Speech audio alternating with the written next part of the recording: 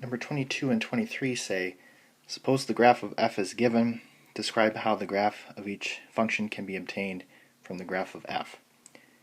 So this is just very generic. It's just a generic function f. They're not telling us if it's x squared or square root of x or x cubed or anything like that. It could be any function. But with these numbers that are placed here, meaning the 2, the plus 5, and the minus 1, the transformations will be the same. So we have three different things to worry about here. So the plus 5,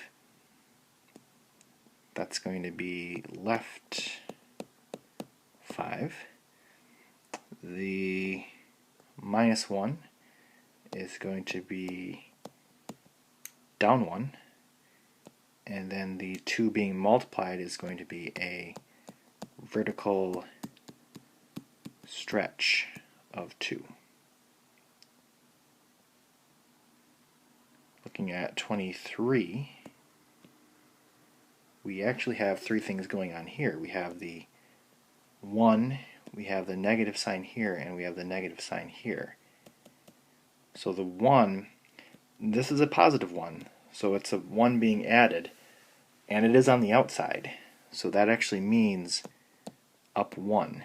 I mean, normally we see it as like a plus 1 over here, and it's kind of easier to identify, but when you have a 1 over here, it's still a plus 1. And then the negative sign we have here, this means it's going to be reflected across the x-axis.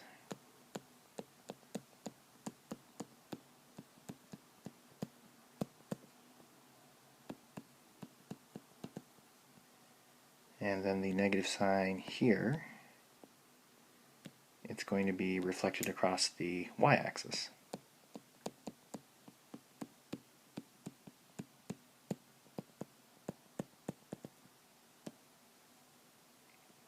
So those would be our three transformations on that one.